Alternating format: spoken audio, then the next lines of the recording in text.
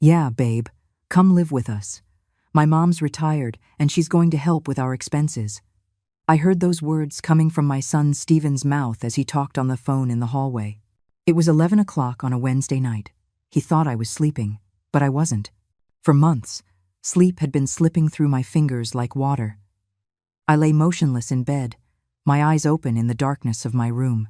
Every word that left his lips stabbed into my chest like something cold and heavy. His voice sounded happy, enthusiastic, as if he were closing a good deal. And maybe it was. A deal in which I was the merchandise. My mom's retired, and she's going to help with our expenses. I repeated those words in silence, them moving in my head like an echo that wouldn't stop. Help with expenses. That's what I was to him now. Not his mother. Not the woman who held him in her arms for entire nights when he cried from colic. Not the one who sold her gold rings to pay for his college. Just a retiree who could help with expenses. I felt something break inside me, something that had been cracked for a long time, but at that moment, it split in two. I didn't cry. I learned years ago that tears don't change anything. I just lay there, staring at the dark ceiling of my room, listening as my son continued to talk to that woman, to Jessica, his girlfriend, the one who never looked at me with kindness, the one who always found fault in everything I cooked, in how I dressed, in how I spoke. Yeah, she doesn't suspect a thing. I'm going to start organizing everything tomorrow. We'll bring her over in a week, tops. Those were the last words I managed to hear before Stephen hung up the phone. I heard his footsteps moving away down the hall. I heard the guest room door close softly. He was staying over that night, as he sometimes did when he had early meetings in the city. I remained motionless, petrified. My name is Helen Mendez. I am 71 years old. I've lived alone in this house for 5 years, ever since my husband Ernest died of a sudden heart attack one April morning. This house is small, but it's mine. We paid for it for 30 years, brick by brick, sacrifice after sacrifice. The walls are white, although time has turned them a dull gray color. There are cracks in the kitchen ceiling that I never repaired. There's a water stain in the corner of the bathroom that grows every winter. But it's my house. My space. The only place in the world where I still feel like myself. Or at least it was until that night. That Wednesday night when I heard my only son planning my life as if I were a piece of furniture that could be moved from one place to another. As if my decisions didn't matter. As if my voice didn't exist. On Thursday morning, Stephen woke up early. I heard him moving around the house while I pretended to sleep. He made coffee, ate something quickly, and he left without saying goodbye. Without knocking on my bedroom door, without a "see you later, Mom." Nothing. Just the sound of the front door closing and his car's engine fading down the street. I got up when silence filled everything again. I looked at myself in the bathroom mirror. I saw a woman with gray hair, short and shapeless. I saw deep wrinkles around my eyes and mouth. I saw someone the world considers invisible. An old woman. A burden. An expense. But behind those tired eyes, there was something else. There was a woman who still remembered who she was before becoming a mother, a wife, a widow. There was a woman who still had dignity. And that woman was not going to let herself be used like this. I ate breakfast in silence. A piece of toast with butter and black coffee. Always the same. I looked out the kitchen window toward the small garden where Ernest used to plant tomatoes. Now there's only dry earth and some weeds growing out of control. I don't have the strength to maintain it. I don't have the desire. Friday. Stephen didn't come. Nor Saturday. Nor Sunday. 3 days without showing up. Without calling. Without a text. He who used to come every 2 weeks at least to have coffee with me suddenly disappeared. And I knew why. He was organizing everything behind my back, preparing the trap, clearing the path to take me to him and Jessica without giving me the option to refuse. Monday morning. I heard a car stop in front of my house, then another. I looked through the living room window and felt the air leave my lungs. It was Stephen, and he was with Jessica. Behind them, a white moving truck with orange lettering on the sides. 3 men got out of the truck, waiting for instructions. Stephen rang the doorbell. Once, twice, 3 times. insistently, as if he had the right, as if this were his house and not mine. I opened the door slowly. Stephen was smiling. A big, fake smile, the kind you put on for photographs. Jessica was behind him, wearing sunglasses and an expensive purse hanging from her arm. She wasn't smiling. She never did with me. "Mom, hey!" "What a surprise. Good thing you're awake. We came to get you. Everything's ready." His voice sounded too cheerful, too forced, as if he were acting in a play. I stayed in the doorway, looking at him without saying anything, waiting. "We've prepared a beautiful room for you in our apartment. You'll be much better there. You'll have company. You won't be alone, and we'll take care of you. Right, babe?" Jessica nodded, but her lips were pressed tight. She didn't say a word. She just looked inside my house with those cold eyes she always had, as if calculating, as if measuring. "Stephen, I don't." "No, Mom, don't say anything. We already talked about this." "Well, we didn't. But I know what's best for you. You're alone here. This house is too big for you. And besides, your pension. Well, we'll all manage it better together." There it was, the naked truth. My pension. My $800 a month, that was all I had left after a lifetime of working. That's what he wanted. Not me. Not my company. Just my money. The men from the truck were waiting on the street. Stephen made a gesture with his hand, as if telling them to wait another moment. Jessica took out her phone and started texting something, ignoring me completely. "Mom, let me in. We're going to pack your things. It's not much. Just the essentials will do. Clothes, documents, a few photos.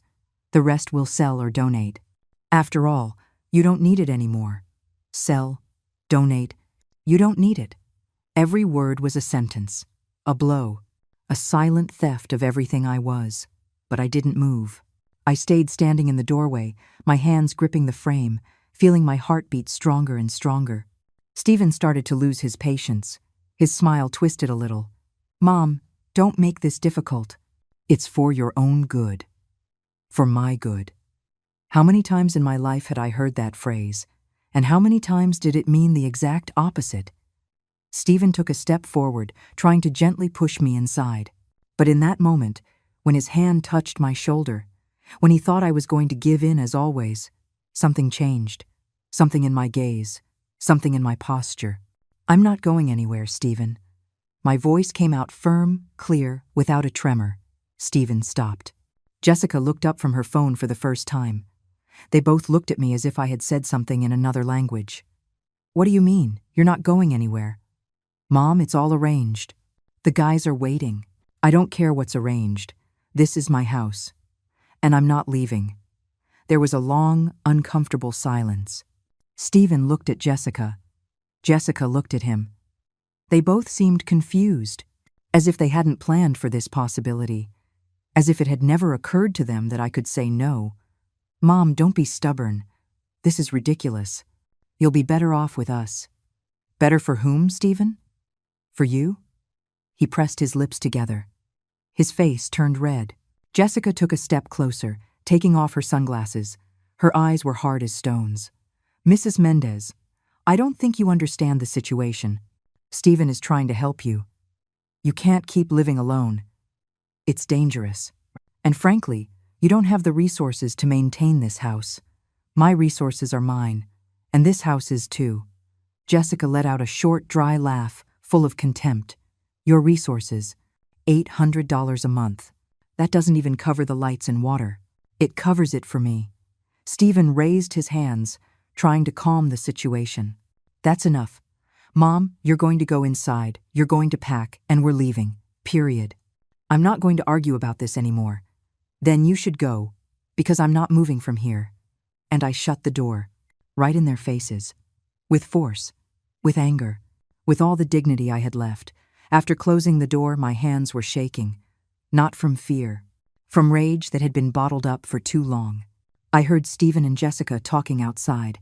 Their voices were a confused murmur. Then the sound of the truck starting. Then silence. I leaned against the door, breathing deeply. My heart was beating so hard I could feel it in my temples. 71 years old, and I was just now learning to say no. Just now defending what was mine. I walked to the living room and sat on the worn-out sofa where Ernest used to fall asleep watching the news. I closed my eyes and let the memories come, because I needed to remember.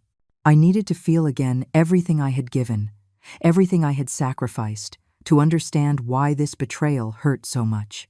Stephen was born in February of 1979. It was a difficult birth. 32 hours of labor in the county hospital where the nurses were too busy to hear my screams. Ernest waited outside that whole time, pacing the hallway. When he finally heard the baby's cry, he ran in. He had tears in his eyes. "It's a boy," he told me. "A strong boy." Stephen weighed 9 pounds, 4 ounces. He was huge, pink, perfect. I looked at him and felt that everything in the world made sense. I felt that my life had just truly begun. Ernest worked at a furniture factory. I worked cleaning houses. 3 houses a week, 6 days of work. I earned $80 a house, $240 a week, about $1,000 a month. It was little, but it was enough if we were careful, if we didn't allow ourselves any luxuries, if we saved every penny. Stephen grew up in this house. We painted his room light yellow when he was 2. We bought a second-hand crib that Ernest sanded and varnished until it looked new. I sewed his clothes. Pants from cheap fabrics I found at the market. Shirts I made by hand from scraps. Stephen never had new shoes until he started elementary school. He always inherited them from the children of the ladies I worked for. But he didn't know. I never told him we were poor. I never let him feel less than other children. There was always food on the table. There was always a hug when he got home from school. There was always someone waiting for him. When Stephen turned 7, Ernest had an accident at the factory. A table saw cut off 3 fingers on his left hand. He was in the hospital for 2 weeks. The company didn't pay for anything. They left us alone. I had to work double, 5 houses a week, 7 days, no rest. I got up at 5 in the morning and returned at 8 at night. Stephen stayed with my neighbor, Mrs. Peterson. She watched him for $5 a day, $35 a week that came out of my salary. Ernest fell into depression. He stopped looking for work. He said no one wanted to hire a man with a mutilated hand. He said he was useless. I cried silently at night while he slept. I cried from exhaustion, from frustration, from fear, but I kept going because I had to, because Stephen needed me. The years passed. Stephen finished elementary school, then high school. He was always a good student. He got high grades. The teachers said he was smart, that he had a future, that he could go to college. College? That word sounded so distant, so impossible, but I wanted to give him that. I wanted him to have what I never had. I wanted him to study, to be someone, so he wouldn't have to clean other people's houses or work in dangerous factories. When Stephen finished high school, he came to me with a brochure from the state university. He wanted to get a business degree. Tuition cost $500 a month, plus books, plus transportation, plus food. In total, about $700 a month. I earned about $1,000 a month. Ernest had found a job as a night watchman and earned $800. We had $1,800 a month between us. The mortgage was $400. Utilities, $150. Food, $400. We had $450 left over. If Stephen studied, we would be left with... Wait, that didn't add up. Let's see. $1,800 in. $400 for the mortgage, $150 for utilities, $400 for food. That's $950 in expenses. We had $850 left over. If college cost $700, we'd only have $150 left for everything else. It was impossible, but I said yes. I sold my gold rings, the ones Ernest gave me when we got married. They were the only valuable thing I had. I sold them for $2,000. With that money, we paid for Stephen's first 4 months of college. After that, I had to find more work. I started washing clothes at night. The ladies would bring me bundles of dirty laundry and I'd wash them by hand in the utility sink. $10 a load. I washed 5 loads a night. An extra $250 a week. $1,000 a month. With that, we covered the college costs. My hands became covered in calluses. My back started to hurt all the time. But I didn't care. Stephen was studying. Stephen was going to be someone. For 4 years I worked like that, non-stop, without rest, without complaining. Stephen graduated with honors. He got a job at an accounting firm. He started earning well. $3,000 a month. Then $4,000. Then $5,000. He moved into a condo downtown, a small but nice place. I thought he would invite us to visit, but he never did. He said he was too busy, that work consumed him, that he'd come by when he had time. The time never came. Ernest died when Stephen was 32. It was sudden, a heart attack while watching television. One moment he was there, breathing, alive. The next, he was gone. I called Stephen, crying. He arrived 2 hours later. He stayed for the funeral. 3 days. Then he left. He said he had to get back to work, that he couldn't stay any longer. He left me alone in this house, with the memories, with the silence, with the absence. The years passed. Stephen came to visit me once a month, sometimes every 2 months. Always in a hurry, always looking at his watch.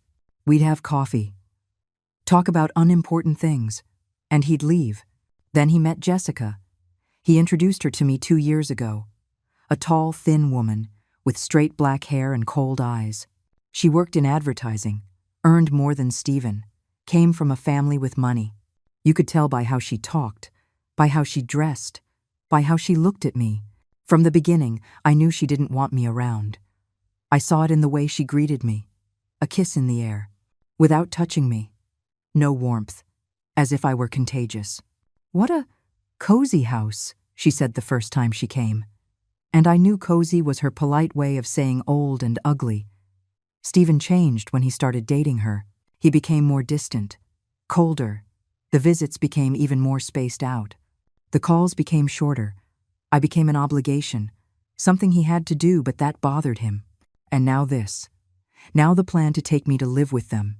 Not out of love, not out of genuine concern, but for my pension, for my $800 a month that they thought they could manage better than I could. I opened my eyes. The living room was in shadows. The sun had moved and no longer came through the window. I looked at the wall clock. 2 hours had passed since Stephen left. I got up from the sofa and walked to my bedroom. I opened the closet and looked on the top shelf. There was the shoebox where I kept my important documents. I took it down carefully. My hands weren't shaking anymore.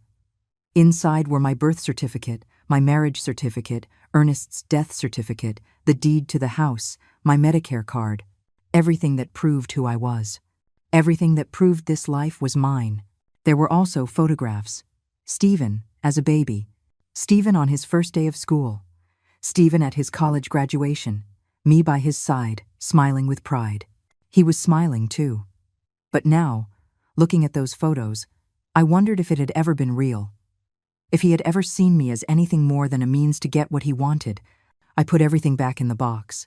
I put it back in its place. And at that moment, I knew I had to do something. I couldn't just wait for Stephen to come back. For him to insist. For him to bring lawyers or social workers or whoever was necessary to force me out of my house. I had to act. I had to protect myself. But I didn't know how. I didn't know where to start. I didn't sleep that night. I sat in the kitchen, drinking chamomile tea, looking out the window at the darkness. Thinking, remembering, planning. On Tuesday morning, the phone rang. It was 8:30. I was in the kitchen having coffee, still in my bathrobe. I looked at the old phone mounted on the wall. It was Stephen. I let it ring. Once, twice, 3 times.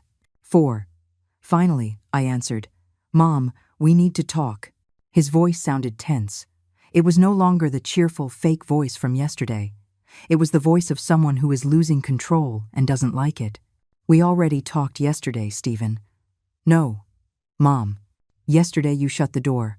That's not talking. That's being childish. Childish. Me.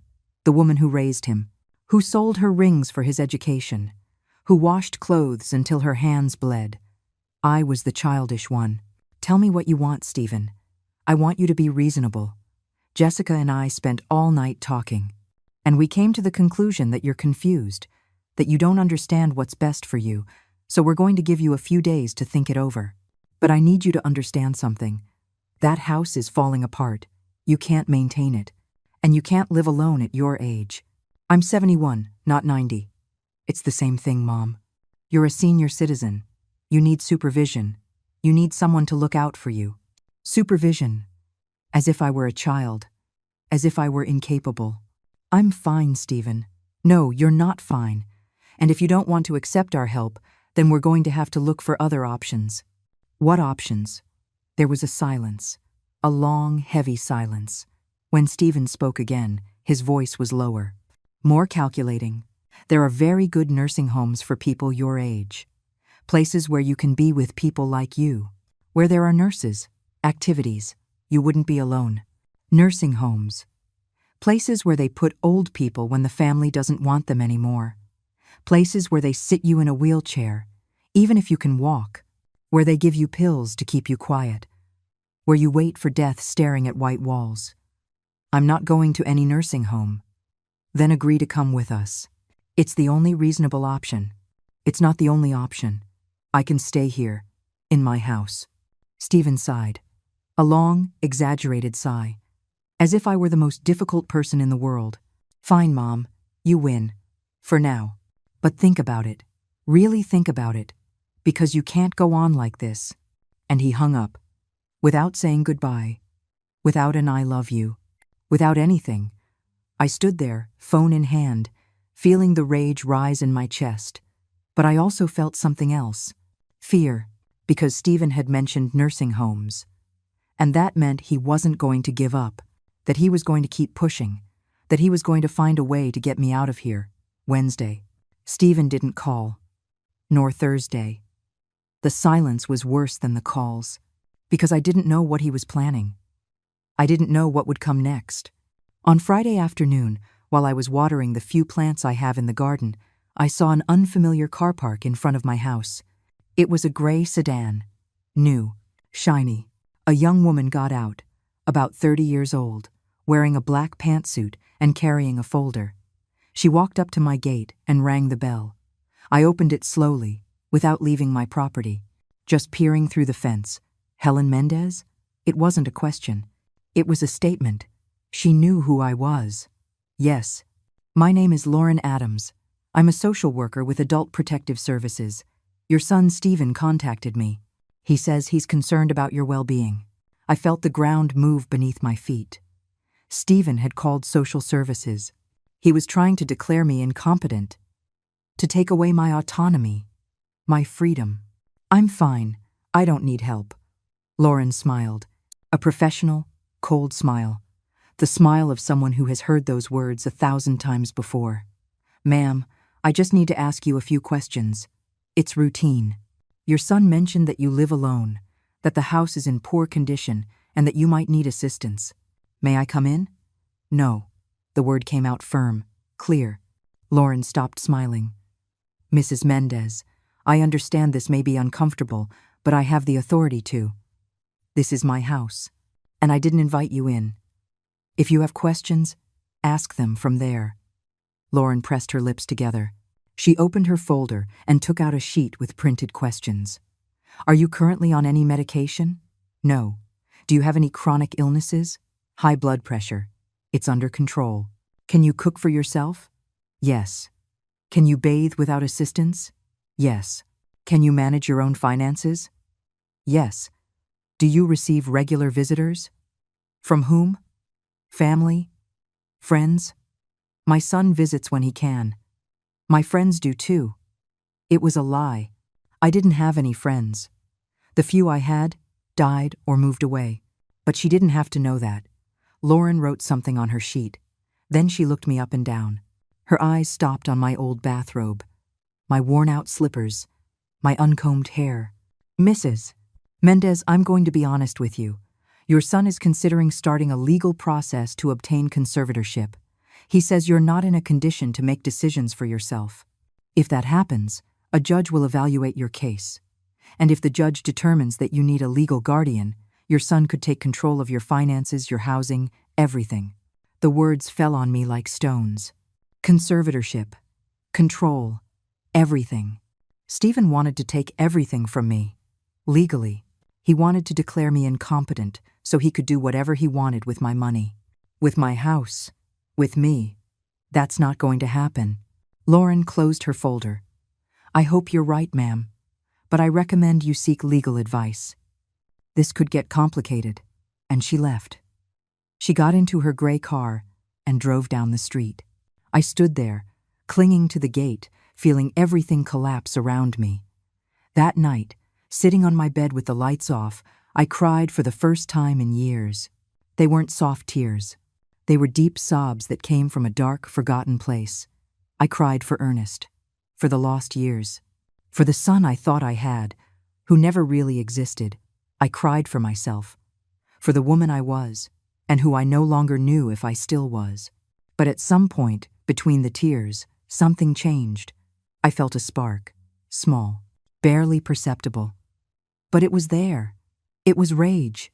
It was indignation. It was the certainty that I was not going to let myself be destroyed like this. On Saturday morning, I got up early. I showered. I got dressed in clean clothes. I combed my hair in front of the mirror, and I left my house for the first time in days. I walked 3 blocks to Mrs. Peterson's house, my old neighbor, the one who watched Stephen when he was a child. She was 82 years old now, lived alone too, but her mind was still clear, sharp. I knocked on her door. She opened it with a smile. Helen! What a surprise. Come in, come in. We went into her small, cozy living room. It smelled like cinnamon and coffee.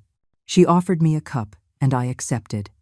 Carmen, I need your advice, and I told her everything. From the phone call I overheard to the social worker's visit, Carmen listened to me in silence, nodding from time to time. When I finished, she sighed.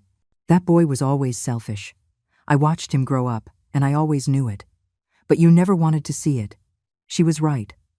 I had closed my eyes to the signs, to the moments when Stephen showed his true character, because he was my son, because I loved him, because I didn't want to accept that I had failed. What do I do, Carmen? She took my hand in hers. Her fingers were gnarled and cold. You fight. You don't let them. You get help. And you protect what's yours. But I don't know how. I don't either. But I know someone who does. Carmen got up and went to her bedroom. She came back with a wrinkled business card. This man is a lawyer. His name is Arthur Wallace. He defended my cousin when her son tried to take her house. He won the case. He's good. And he doesn't charge a lot.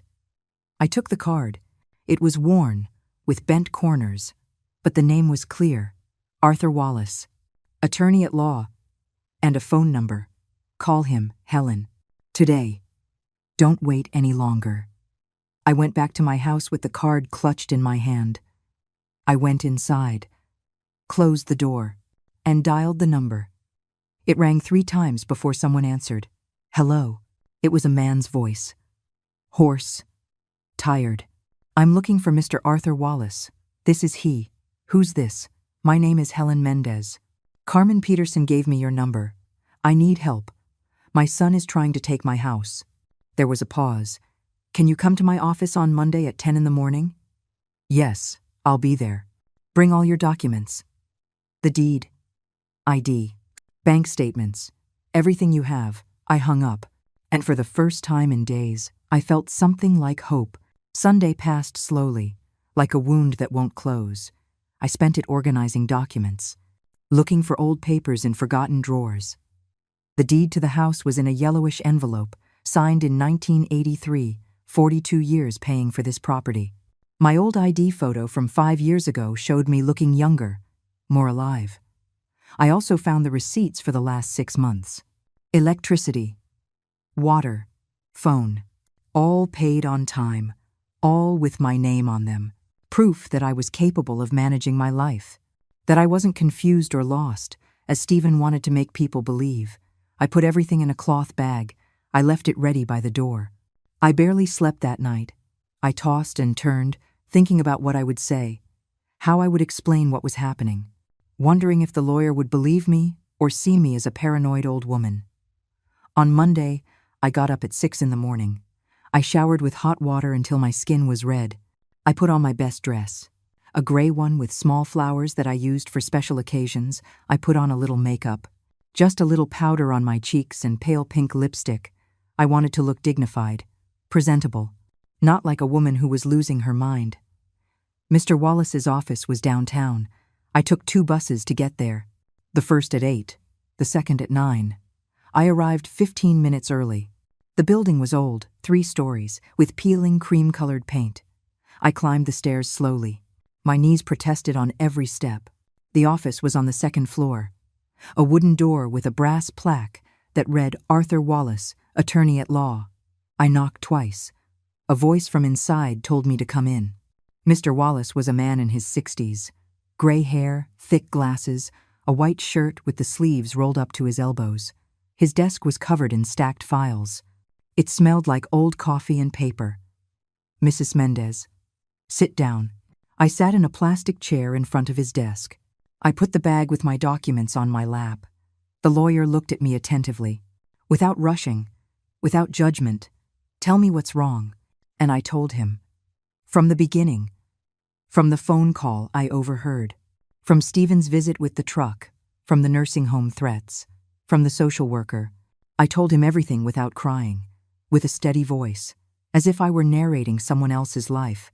When I finished, Mr. Wallace took off his glasses and cleaned them with a handkerchief. Then he looked me straight in the eye. "Your son wants your money, and he wants the house. That's clear. The conservatorship is the legal way to get it.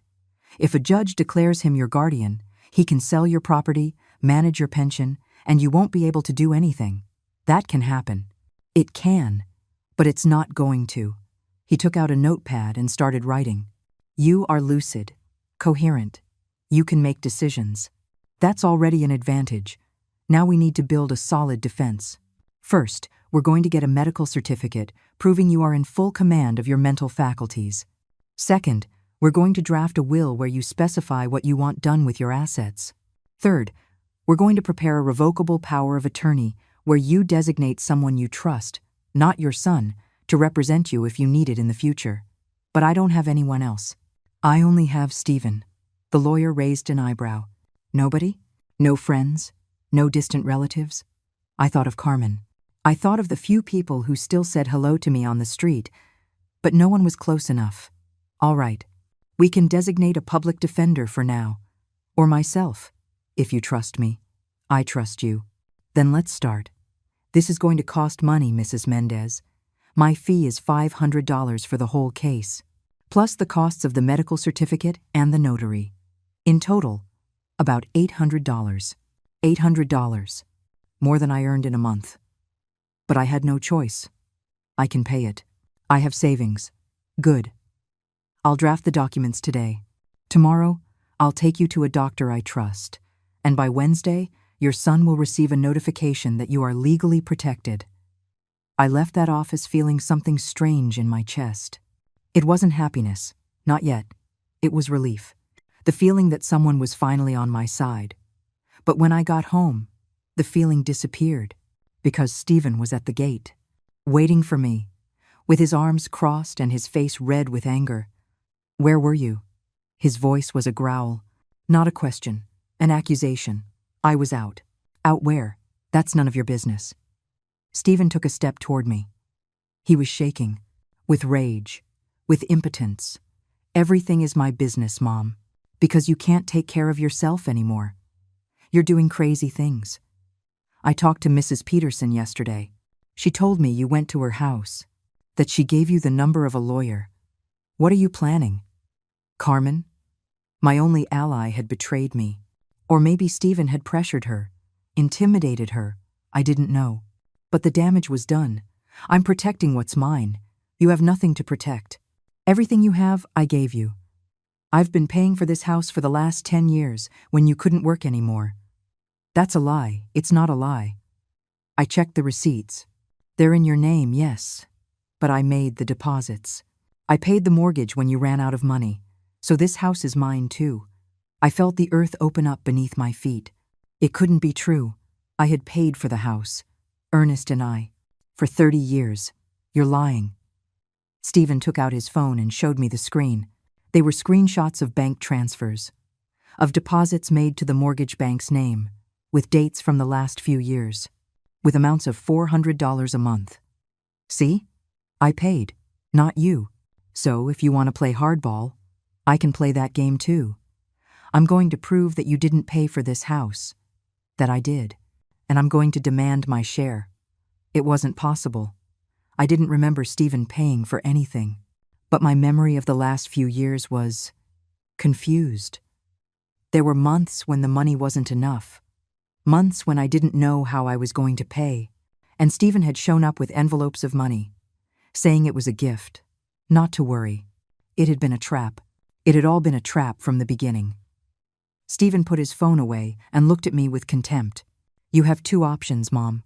Either you come live with us the easy way, or we start a legal process where everyone will find out that your son had to support you because you couldn't do it yourself.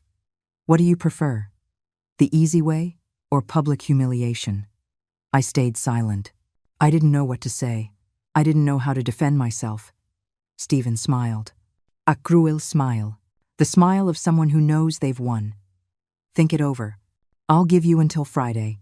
If you don't agree by Friday, I'm starting the conservatorship process, and I promise you, I'm going to win. He left, got in his car and sped off, tires screeching against the asphalt.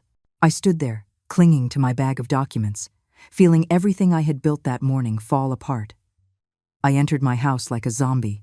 I left the bag on the table. I sat on the sofa, and I stared at the wall, without thinking, without feeling, just breathing. I don't know how much time passed. Maybe an hour, maybe two, until I heard a knock on the door. It wasn't Stephen. The knock was soft, timid. I got up and opened it. It was a young man in his 30s with dirty work clothes and a baseball cap. He had dark eyes and a scar on his left cheek. Mrs. Helen? Yes? I don't know if you remember me. I'm Manny Trevino. You helped me many years ago when I was a kid. I searched my memory. Manny Trevino. The name sounded distant, like an echo from another life. My mother worked cleaning houses, like you. She got sick with cancer when I was 12. You lent her money for the treatment, $2,000. We were never able to pay you back. My mother died the next year. I was left alone. I went to live with an uncle. I lost touch with you. I started to remember. A thin woman with sad eyes who worked with me in the houses. Her name was Hortensia Trevino. She had died young, 42, left a son, a quiet boy with big eyes. Manny. Yes, ma'am. That's me. A few days ago, I came looking for you. I wanted to pay you back the money, with interest. But when I got here, I saw your son yelling at you at the gate. I heard what he was saying, and I decided to stay close, to make sure you were okay. Why? Because you saved my mother. You gave her 6 more months of life. 6 months where she could say goodbye to me, prepare me, tell me she loved me. That's priceless, and I owe you everything. Manny put his hand in his pocket and pulled out a thick envelope. Here's the $2,000, plus $2,000 in interest. It's $4,000 in total. I know it's not much after so many years, but it's what I could save. I tried to refuse, but he insisted. He put the envelope in my hands firmly. And there's something else, ma'am. I work as a truck driver. I know people, lawyers, accountants, people who can help you. If you'll let me, I want to be your ally in this. I want to help you fight against your son, because you don't deserve this. The tears I had held back all morning finally came. I couldn't stop them. Manny hugged me as if I were his own mother, and I cried on his shoulder. I cried from relief, from gratitude, from hope. Manny came into my house and sat in the living room. I made coffee with trembling hands. I still couldn't believe he was here, that someone had come to help me without me even asking. After so many years of loneliness, of feeling invisible, someone saw me. I put the cups on the table. Manny took his and drank a long sip. Then he looked at me seriously.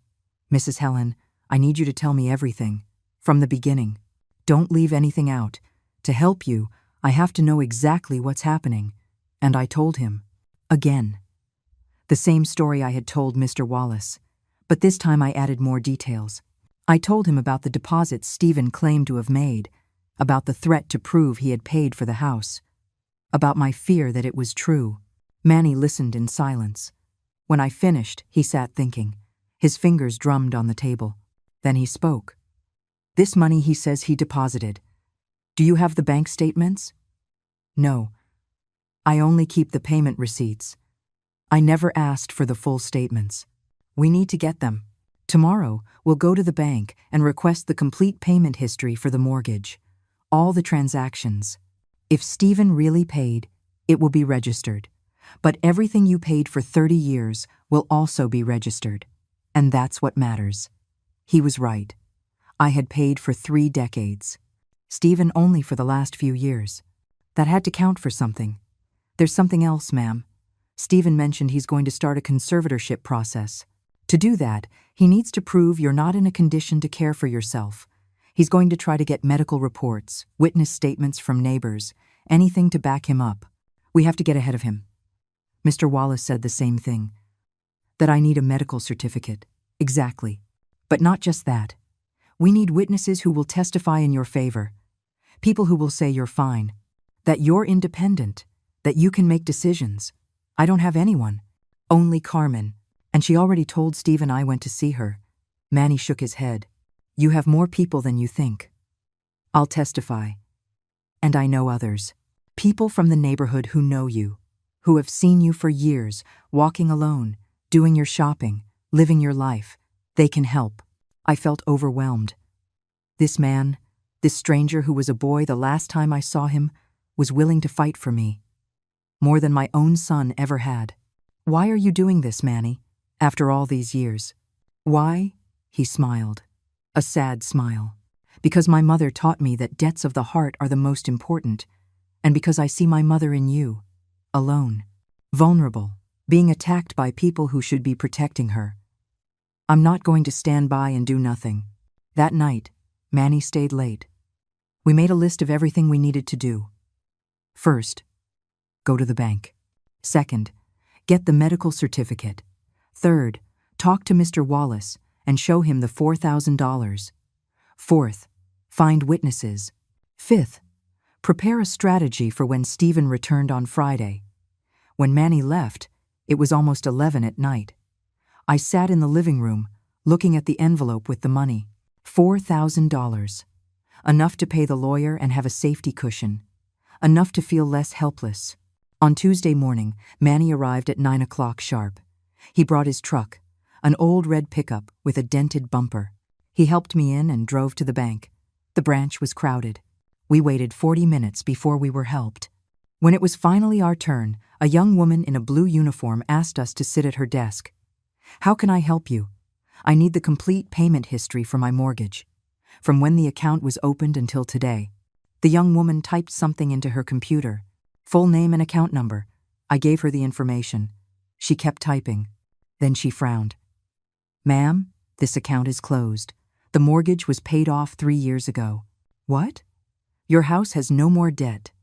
It was paid in full in March of 2022. I felt the air leave my lungs. The mortgage was paid. Completely. For 3 years. Stephen had lied. He wasn't paying anything. There was no debt he could claim. Can you give me the records of that payoff?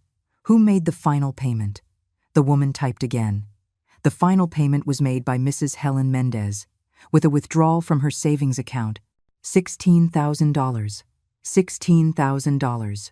I had paid off the house completely, with my savings. Savings I had gathered my entire life. And I had forgotten. My memory had failed me. But the records don't lie. Can you print all of that? The complete history. Yes, ma'am. It will cost $10 for the service. Pay her, I told Manny. He took out the money and paid. 10 minutes later, we had a thick folder with all the documents. 30 years of payments, and the final receipt proving that I, not Stephen, had paid off the debt. We left the bank in silence. Manny drove to a nearby diner. He ordered 2 coffees, and we sat by the window. Stephen lied, I said. Yes, he lied. He probably showed you fake screenshots or deposits he made for other things. Not for the mortgage, but the important thing is that now we have the truth. Documented, signed by the bank. I opened the folder and looked at the papers. Every payment was registered. Every cent Ernest and I had sacrificed was there. In ink. Permanent. This changes everything. Yes, but we can't get complacent. Stephen will try to attack from another angle. The conservatorship is still a threat. We need to keep building your defense. That afternoon, we went to Mr. Wallace. We showed him the bank documents. He reviewed them carefully, page by page. When he finished, he took off his glasses and smiled. This is pure gold. With this, your son can't claim the house. He has no legal basis. The property is yours, completely. But he can still ask for conservatorship. Yes, but we're going to make it difficult for him. Tomorrow, I'll take you to the doctor. A psychiatrist I trust. He'll evaluate your mental state and issue a certificate. With that, plus these documents, plus the witnesses that young Manny is going to find, your son is going to have to fight very hard, and he'll probably lose. We left the lawyer's office with a clear plan. Manny drove me back home. Before I got out, he took my hand. Mrs. Helen, there's something else I need to tell you. What? I didn't just come because I owed my mother. I came because I investigated your son. I have a friend who works at the courthouse. He told me that Stephen already started the conservatorship process. 2 weeks ago, before the social worker's visit, before everything, he had this planned for a while. I felt a pit in my stomach. So the social worker didn't come because Stephen was worried. She came because he had already started the legal process. Exactly. And there's more. Stephen submitted false documents to the court. He says you suffer from dementia, that you forget to eat, that you leave the stove on, that you get lost in the street. All lies. But if the judge doesn't have proof to the contrary, he might believe him. How did you get that information? My friend let me see the file. He shouldn't have. But he also has an elderly mother, and it hurt him to read what your son wrote about you. So he helped me. We have to take this information to Mr. Wallace. I already did. He's going to request an official copy of the file tomorrow, and he's going to file a countersuit for defamation and legal abuse. I couldn't believe what I was hearing.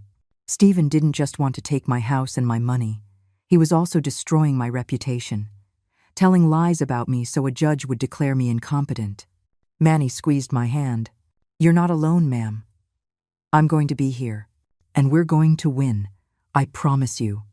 On Wednesday, I went with Mr. Wallace to see the psychiatrist.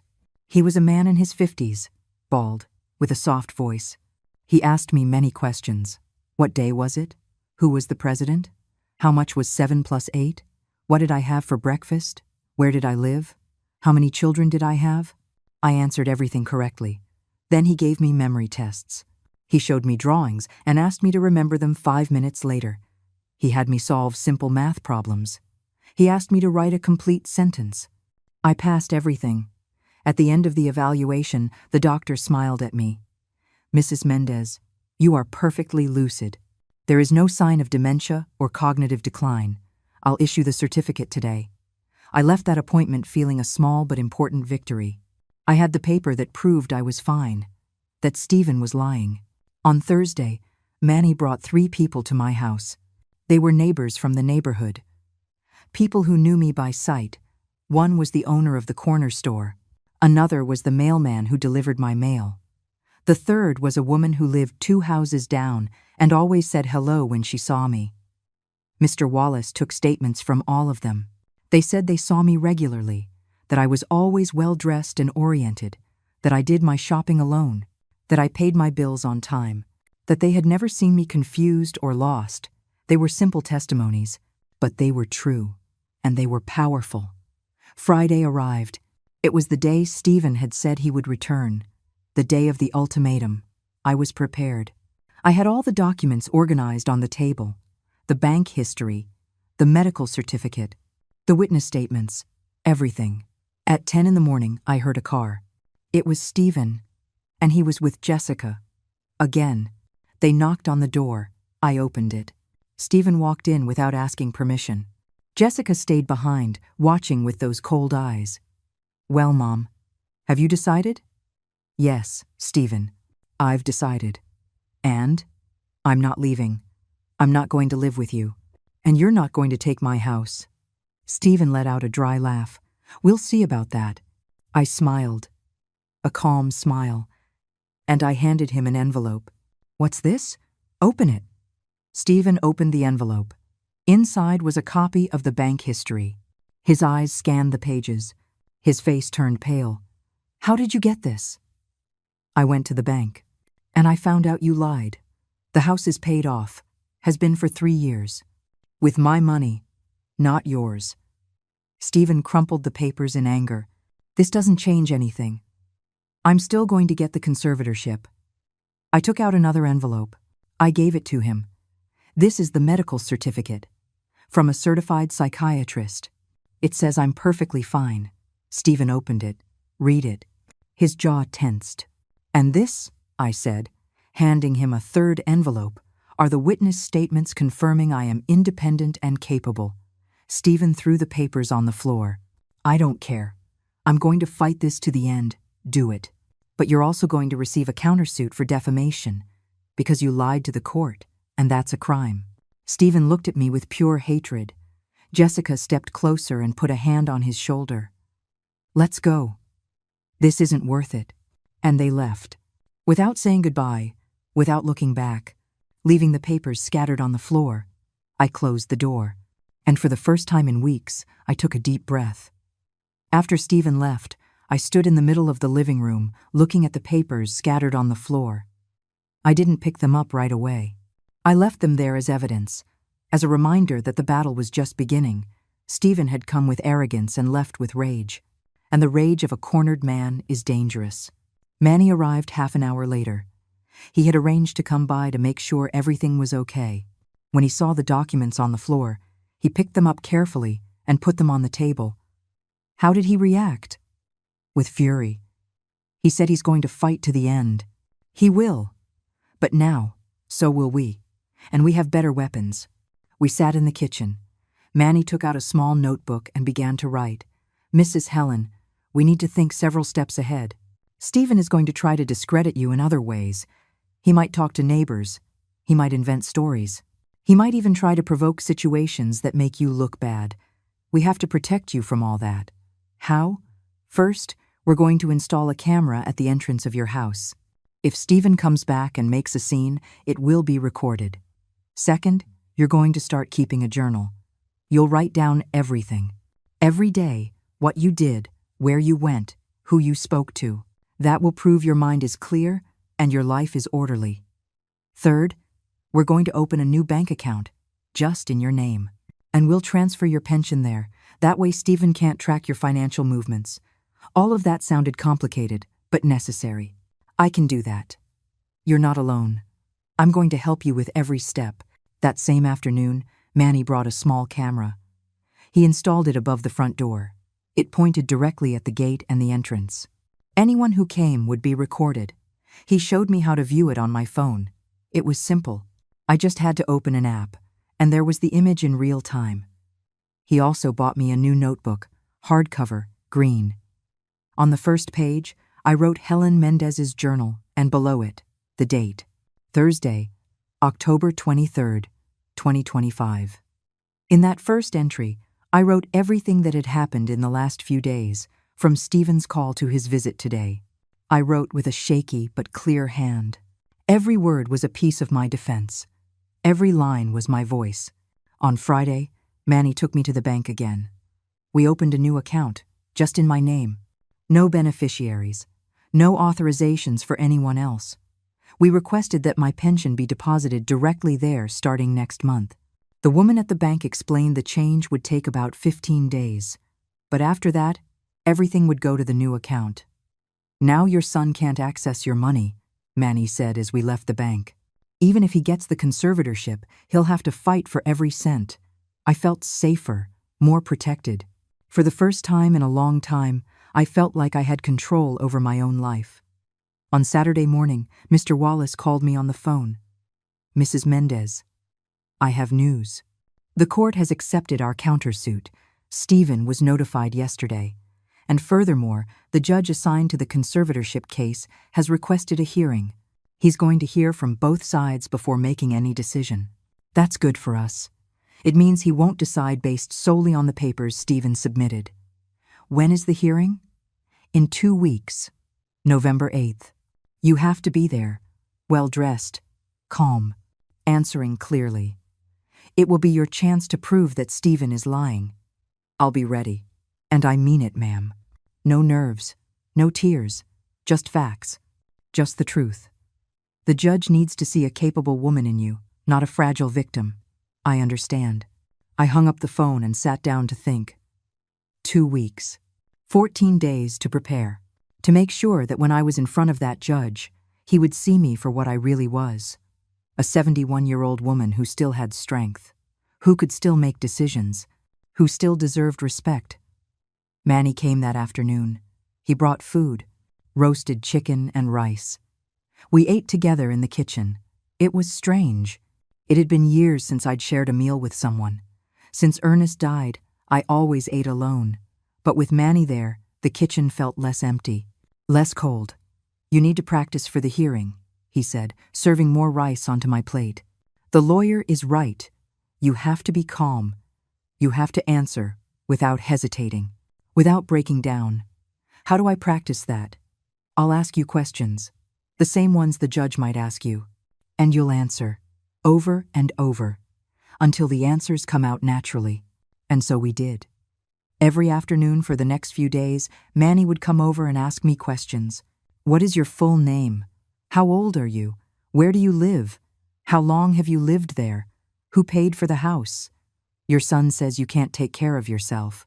What proof do you have that he's lying? At first I stumbled. I got nervous. I forgot details. But with each repetition, the answers became firmer, clearer, more confident. On Sunday, I went to church. I hadn't gone in months, but I felt like I needed to be there. I needed a moment of peace. The church was full. I sat in the last pew. I listened to the pastor talk about forgiveness, about letting go of resentment, about trusting that divine justice always comes. But I didn't want divine justice. I wanted human justice. I wanted Stephen to pay for what he was doing. I wanted the world to know what kind of son he was. As I was leaving the church, a woman approached me. She was older than me, 80 perhaps. She walked with a cane. Helen Mendez? Yes, I'm Joanne Adams. I worked with you many years ago. Cleaning houses, Joanne. I remembered her. A small woman with a loud laugh. We had worked together at a rich family's house. She cleaned the bathrooms. I cleaned the bedrooms. Joanne? How long has it been? She smiled. I heard what your son is doing. People talk. This is a small town. We all know everything. I felt ashamed. I didn't want people to know. I didn't want to be the neighbor's topic of conversation. Don't be ashamed, Joanne said, as if reading my mind. You're not the first mother a son has done this to, and you won't be the last. But I want you to know, if you need witnesses, I'll speak for you. I'll tell the judge I've known you for 50 years. That you were always hardworking, honest, strong, that you don't deserve this. The tears came without permission. Joanne hugged me. She smelled like lavender and talcum powder. Thank you. Don't thank me. Just fight. And win. That same afternoon, Mr. Wallace came to my house. He brought more documents, papers for me to sign. Sworn affidavits, authorizations, all the legal paperwork needed for the hearing. He also brought me a copy of the file Stephen had submitted to the court. I read it with a racing heart. Every line was a lie. It said I left the doors unlocked, that I forgot to turn off the stove, that I went out on the street in my bathrobe, that I talked to myself, that I confused people, that I got lost in my own neighborhood. None of it was true, but it was there, in writing, signed by Stephen, submitted to a judge. How can he lie like this? Mr. Wallace closed the folder, because he wants to win, and he knows that if he can't prove you're unwell, he loses everything. The house, the money, the control. That's why he's willing to destroy your reputation. We're going to prove he's lying. Yes, but you have to be prepared. At the hearing, Stephen is going to say horrible things. He's going to invent stories. He's going to try to make you look bad. You can't react. You can't scream at him. You can't cry. You just have to calmly tell the truth. The judge will notice the difference. The days passed slowly. Every morning I got up early. I showered, got dressed, ate breakfast, wrote in my journal, did my housework, watered the plants, swept the patio. I documented everything. I wrote it all down. Manny came every day. Sometimes he brought food. Sometimes he just came to sit with me, to keep me company, to remind me I wasn't alone. One afternoon, while we were having coffee, he asked me something no one had asked before. "Mrs. Helen, if you win this case, if you manage to get Stephen to stay away, what are you going to do next? How are you going to live?" I had never thought about it. I had always been focused on surviving, on defending myself, but I had never thought about what would come after. I don't know. You need to know, because that's what will give you strength. You have to have something to fight for, something you want to do, something that excites you. I thought about it. What excited me? It had been so long since I'd felt excitement for anything, just fatigue, just sadness, just routine. But there was something small, something I had dreamed of years ago and never did. I always wanted to learn how to drive. Manny smiled. Then that's what it will be. When you win, you're going to learn to drive. I'll teach you. That promise stayed with me. It became my motivation, my light at the end of the tunnel. I wasn't just going to win this battle. I was also going to live, really live, for the first time in a long time. On Wednesday, a week before the hearing, I received a letter. It was from Stephen. I opened it with trembling hands. "Mom," it said, "I know things are tense between us, but it doesn't have to be this way. We can still fix this. If you agree to come live with us, I'll drop the lawsuit. We'll forget everything. Start over. Think about it. You still have time. Your son who loves you, Stephen." It was a trap. I knew it immediately. Stephen was losing. He knew he had a weak case for the hearing. That's why he was offering peace now. But it wasn't peace. It was surrender. It was handing him everything without a fight. I tore up the letter. I threw it in the trash. And I continued to prepare. On Thursday, Mr. Wallace took me to buy new clothes. A simple beige dress, black low-heeled shoes, a light brown cardigan. Nothing flashy, nothing extravagant, just dignified clothes. The clothes of a woman who respects herself. On Friday, 2 days before the hearing, Manny brought Joanne to my house. The lawyer was there too. Joanne gave her official testimony. She talked about how she knew me, about the years we worked together, that she had always seen me as capable, independent, lucid. When she finished, the lawyer had a smile on his face. "With this, Mrs. Mendez, Stephen has nothing. Absolutely nothing." On Saturday, I rested. I did nothing but sit on the patio and look at the sky. It was cold. November had arrived with wind and gray clouds, but I felt strangely calm. On Sunday, the day before the hearing, I went to church again. This time I didn't sit in the back. I sat up front. I closed my eyes and prayed. I didn't pray to win. I prayed for strength, for clarity, for dignity. When I left the church, Manny was waiting for me outside. "Ready for tomorrow?" Ready. On Monday, November 8th, I woke up at 5 in the morning. I hadn't slept well. I spent the night tossing and turning, reviewing every answer, every document, every detail. But when I opened my eyes and saw the gray light of dawn coming through the window, I knew it was time. Today would define everything. I showered with hot water. I put on the beige dress I had bought, the black shoes, the brown cardigan. I combed my hair carefully. I put on minimal makeup, just powder and pink lipstick. I wanted to look like what I was, a dignified woman, a capable woman. Manny arrived at 7. He brought coffee and donuts. We ate breakfast in silence. I could barely eat. My stomach felt heavy as a stone. "You have the truth on your side," Manny said, "and that's stronger than any lie." At 8:30, we left for the courthouse.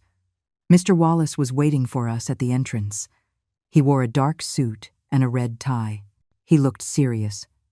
Professional? Remember, Mrs. Mendez. Calmness, clarity, truth, nothing more. We entered the building. It was large, cold, with marble floors that echoed with every step. We went up to the second floor. The courtroom was small. There were wooden benches, a large desk at the front where the judge would sit, and 2 tables, one for us, one for Stephen. We sat down, me in the middle, the lawyer to my right, Manny to my left. We waited. At 9 o'clock sharp, Stephen walked in. He came with Jessica and his own lawyer, a tall man in a gray suit with a leather briefcase. Stephen didn't look at me. He sat at his table with his back to me. Jessica did look at me, with contempt, with coldness. 5 minutes later, the judge entered. He was a man in his 60s, white hair, thick glasses. He sat down and banged a small gavel on the desk.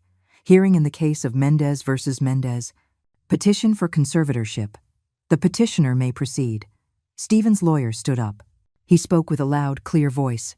Your Honor, my client, Stephen Mendez, requests conservatorship of his mother, Helen Mendez, age 71, due to cognitive decline and lack of capacity to make decisions. We present evidence that Mrs.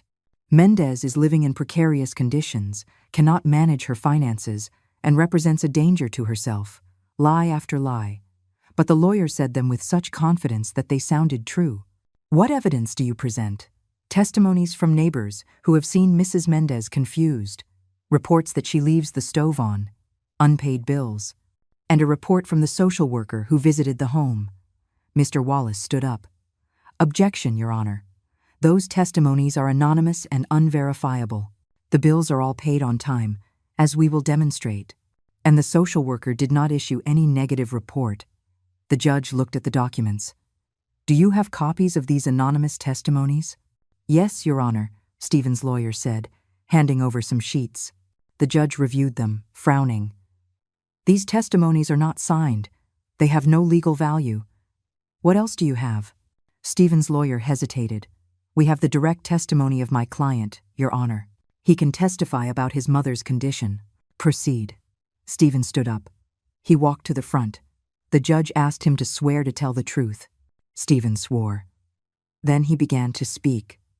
My mother isn't the same anymore, Your Honor. She forgets things. She repeats questions. She can't take care of herself. I just want what's best for her to be safe, for her to be protected. His voice sounded sad, convincing, almost believable, but I knew every word was a lie. Mr. Wallace stood up to cross-examine him. Mr. Mendez, when was the last time you visited your mother before initiating this process? Stephen hesitated. A few weeks ago. How many weeks? You don't remember exactly. It was more than a month, wasn't it? Maybe. And in that visit, did you notice any strange behavior? She was. Distracted. Distracted or lucid? Distracted, Mr. Wallace pulled out a paper. I have here the call log between you and your mother for the last 6 months. Only 3 calls. All initiated by her, none by you. Is that the behavior of a worried son? Stephen pressed his lips together. I was busy. Too busy to call your mother, but not too busy to start a legal process to take her house. Objection, shouted Stephen's lawyer. Speculation. Withdrawn, said Mr. Wallace. Mr. Mendez, is it true that you told your mother the house was paid for with your money? Yes. And is it true that you showed her alleged proof of bank deposits? Yes. Because I did pay. Mr. Wallace pulled out another document. This is the official history from the mortgage bank. It shows that Mrs. Helen Mendez paid off the mortgage in March of 2022 with $16,000 from her own savings account. There are no deposits made by you. You lied to your mother. Stephen's lawyer stood up. Objection. He's attacking my client's character. I am establishing a pattern of deceit, Your Honor, which is relevant to this case. Overruled. Continue. Stephen was red, sweating. He looked nervous. Mr. Mendez, Did you submit false documents to this court claiming your mother suffers from dementia? They're not false. She has problems. We have a medical certificate from a certified psychiatrist that says otherwise. Did you review that certificate before filing your petition? No. Why not? Because I know how my mother is. Or because it wasn't convenient for you to know the truth. Stephen didn't answer. Mr. Wallace let him go. Stephen returned to his seat, shaking. Now it was my turn. The judge called me. Mrs. Mendez, please approach. I stood up slowly. I walked to the front. My legs were trembling, but I held myself steady. I swore to tell the truth, and I sat down. The judge looked me straight in the eye. Mrs. Mendez, how old are you? 71, Your Honor. Where do you live? At 122 Maple Street. How long have you lived there? For 42 years. Who paid for that house? My husband and I. For 30 years. And I finished paying it off 3 years ago. With what money? With my savings. $16,000 I saved from working my whole life. Your son says you cannot take care of yourself. Is that true? No, Your Honor. I cook. I clean. I do my shopping. I pay my bills. I live independently. Why do you believe your son initiated this process? I fell silent. I took a deep breath. And I told the truth. Because he wants my money, my pension, my house. And the only way he can get it is by declaring me incompetent. The judge wrote something down. Then he asked me more questions. What day was it? Who was the president? How much was 15 plus 20? What had I eaten for breakfast? I answered everything correctly. Without hesitating. Without trembling. You may step down, Mrs. Mendez. I returned to my seat. Manny squeezed my hand. The lawyer smiled slightly. The judge reviewed all the documents. The medical certificate. The witness statements. The bank history. The paid bills. Everything. Finally, he spoke. I have reviewed the evidence presented by both parties. The petition for conservatorship is based on unproven claims that are contradicted by solid medical and testimonial evidence. Mrs. Helen Mendez has demonstrated that she is in full command of her mental and physical faculties. There is no legal basis to grant this conservatorship. The petition is denied. He banged the gavel. Furthermore, I am ordering Mr. Stephen Mendez to refrain from contacting or harassing his mother, under penalty of a restraining order. This hearing is concluded. Stephen jumped up, shouting, "This is unfair. She can't take care of herself. She's going to end up dead in that house." The judge looked at him sternly. "Mr. Mendez, control yourself, or I will find you in contempt." Stephen stormed out of the courtroom, furious. Jessica followed him, without looking at me, without saying anything. I just sat there, shaking, crying. But this time, from relief, I had won. We left the courthouse under a cold November Sunday. My legs could barely hold me. Manny took my arm. Mr. Wallace walked on my other side with a discreet smile on his face. "You did very well, Mrs. Mendez. Perfectly." I couldn't speak. The words were stuck in my throat. I just nodded. I was still shaking. But it was a different kind of shaking. It wasn't fear. It was liberation. When we got to Manny's truck, I finally let it all out. I cried. I cried as I hadn't in years. Manny hugged me. He let me soak his shoulder. He didn't say anything. He was just there. The lawyer said goodbye in the parking lot. The judge was very clear. "Stephen is forbidden from approaching you. If he does, call me immediately, and we'll request a formal restraining order." But I think he got the message. He lost. And he knows it. Thank you, Mr. Wallace, for everything. That's what I'm here for. And remember, anything you need, you call me. He left in his old car. Manny and I sat there in silence for several minutes. "Do you want to go home?" "Not yet. Give me a moment." I needed to process what had happened. I had won. Stephen couldn't touch me. He couldn't take my house. He couldn't control me. For the first time in months, I was free. Manny took me to a small coffee shop nearby. He ordered 2 hot chocolates and donuts. We sat by the window. "How do you feel?" "I don't know. I still can't believe it." "Believe it. You fought. And you won. That's real." I drank the hot chocolate slowly. It was sweet and warm. It burned my tongue a little, but I didn't care. I felt alive. What happens now? Now we live. That's what happens. You go on with your life, and Stephen goes on with his, far away from you. But it didn't end there. I knew it didn't. Stephen wasn't the type to accept defeat. He was going to try something else. I knew him too well. That same afternoon, when I got home, I found something strange. The camera Manny had installed showed that someone had been at my gate. At 11 in the morning, while I was at the hearing, I checked the recording. It was Jessica, alone. She had rung the bell. She had waited. Then she left something in the mailbox and left. I went out to check. There was an envelope in the mailbox. I opened it carefully. Inside was a handwritten letter. The handwriting was Jessica's. "Helen," it said, "you won this battle. Congratulations. But this isn't over. Stephen is devastated. You humiliated him in front of a judge. You made him look like a liar, like a thief. He won't forget that. Neither will I. You think you're so smart? That you beat us. But life is long, and things change. We'll see who has the last laugh." It wasn't signed, but it didn't need to be. It was a threat. Clear. Direct. I showed the letter to Manny when he came over that night. He read it with a frown. "This is harassment. We can report it. I don't want any more courtrooms. I don't want any more fights. I just want to be left alone. Then we'll keep this as evidence, just in case. Just in case." Those words haunted me all night. The following days were strange. I expected to feel peace. I expected to feel calm. But I couldn't. Every noise made me jump. Every car that passed my house made me nervous. I checked the camera constantly, waiting to see Stephen, waiting to see Jessica, waiting for the next attack. But nothing came. A week passed. Then 2. The silence was deafening. Manny kept coming every day. He brought me food. He kept me company. And he kept his promise. He started teaching me to drive. The first time I sat behind the wheel of his truck, my hands were shaking so much I couldn't hold the steering wheel. But he was patient. He explained every pedal, every gear shift, every mirror.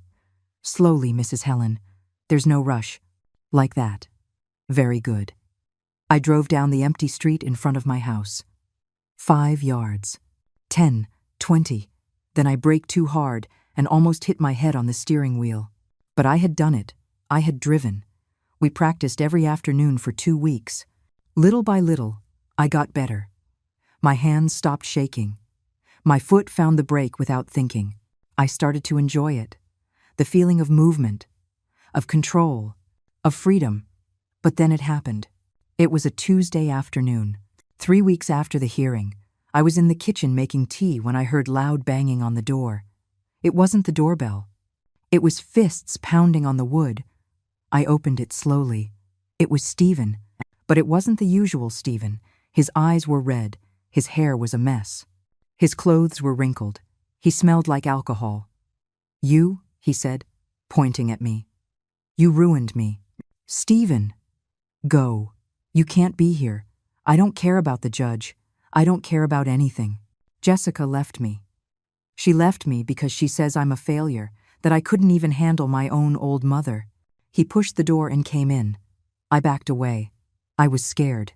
This wasn't the manipulative, cold Stephen. This was a broken Stephen. Desperate. Dangerous. "You lost your job, Stephen?" "Yeah." I got fired. Because the scandal from the trial reached the company. They said they couldn't have employees with legal problems, all because of you. My fault? Because I defended myself? Because I didn't let you take everything from me? Stephen moved closer. He raised his hand. I thought he was going to hit me. I closed my eyes, but the blow never came. I heard another voice. It was Manny. He had come in through the door Stephen left open. "Get away from her." Stephen spun around. "Who the hell are you? Her little boyfriend? You ridiculous old woman." Manny got between Stephen and me. "I'm someone who cares about her, and you're going to leave right now. Or I'm calling the police." Stephen let out a bitter laugh. "The police. Everyone's against me. My own mother betrayed me. And now she has bodyguards. Manny took out his phone. Last chance. Leave. Stephen looked at him with hatred, but he finally gave up. He took a step back, then another. This isn't over, Mom. Someday you'll need me. And that day, I won't be there. And he left. He stumbled to his car and peeled out, tires screeching. Manny locked the door. He hugged me. I was shaking again. It's over. He's gone. But it wasn't over. Because the next day, I got another visit. This time from the police. 2 officers knocked on my door at 9 in the morning. Mrs. Helen Mendez? Yes. We received a complaint. Your son, Stephen Mendez, reported that you threatened him yesterday, that you told him you were going to burn him alive while he slept. My mouth fell open, but no sound came out. Stephen was making things up again, trying to make me look crazy. Dangerous. That's a lie. He came to my house drunk. He threatened me. And there's a witness. Who? Manny Trevino. He was here. He saw everything. The officers wrote down the name. They asked me more questions. I told them everything. I showed them Jessica's letter. I showed them the camera footage where you could see Stephen entering violently. We'll investigate. If your version is confirmed, your son could face charges for violating a court order and filing a false report. They left. I was left shaking. Manny arrived half an hour later. When I told him, he was furious. This has to end. I'm going to go talk to him. No, please. It will only make things worse. Mrs. Helen, he's not going to stop. Not until someone really stops him. That afternoon, Mr. Wallace called me. Mrs. Mendez, I heard what happened. We're going to request a permanent restraining order against your son, and we're going to press charges for harassment and threats. This ends now. 2 days later, Stephen was arrested, just for a few hours, but it was enough. When he got out, he had a restraining order that prohibited him from coming within 200 yards of me. If he did, he would go to jail. He was also fined $5,000 for filing a false report, money he didn't have. Because Jessica was gone, because he had lost his job, because he had lost everything, and I, finally, could breathe. 3 months passed since the restraining order. 3 months of silence. 3 months without Stephen. No calls. No visits. No threats. At first, I couldn't believe it. Every morning I woke up expecting something bad to happen, but nothing happened. Just peace. Manny kept coming every day, not just to protect me anymore, but to accompany me, to share life with me. We ate breakfast together. He taught me to drive. I cooked him his favorite meals. We had become family, not by blood, but by choice, and that was stronger. In February, I got my driver's license. At 71 years old, Manny took me to the test. He was more nervous than I was. When I came out with the paper in my hand, he hugged me so tight I could barely breathe. You did it, Mrs. Helen. You did it. We both cried. From happiness. From pride. From freedom. With my license in hand, Manny helped me buy a car. Nothing fancy. A small, used white sedan. It cost $3,500. I paid for it with the money I had left over after all the legal expenses. The first time I drove alone was a Sunday in March. I left early. I drove around the neighborhood, then onto the highway, toward the lake that was 20 miles from the city. Ernest and I used to go there when we were young. Before life became so heavy, I parked by the water. I got out of the car. The air smelled like damp earth and pine. There were ducks swimming near the shore, families having picnics, children running. I sat on a wooden bench. I closed my eyes, and for the first time in years, I felt something like happiness. It wasn't euphoria. It wasn't overwhelming emotion. It was something deeper. It was peace. It was the certainty that I had survived, that I had fought, that I had won. I took my journal out of my bag. I had brought it with me. I opened to a blank page and wrote, "Today I drove to the lake by myself. Today I felt free. Today I understood that my life didn't end when Stephen betrayed me. It just started over. I'm 71 years old. But I'm still here. I'm still able. I'm still worthy." When I got home that afternoon, there was a letter in the mailbox. I tensed up, but when I opened it, I saw it wasn't from Stephen. It was from Joanne, my old friend. Helen, it said, I heard you learned to drive. I'm proud of you. If you ever want to go out for coffee, let me know. There's still life to live. Your friend, Joanne, I smiled. Yes, there was still life to live. The following months were different. I started going out more, visiting Joanne, going to the market not because I had to, but because I wanted to, driving to places I had never known, nearby towns, overlooks, long, empty roads where I could think. Manny got a better job. As a supervisor at a transportation company, he earned more. But he still came to see me. Now he brought his girlfriend, a sweet young woman who treated me with respect, with kindness. She called me Mrs. Helen. And when she looked at me, she didn't see an old woman. She saw a person. In May, I received a call from Mr. Wallace. Mrs. Mendez, I have news. Stephen has requested to lift the restraining order. He says he wants to talk to you, that he wants to apologize.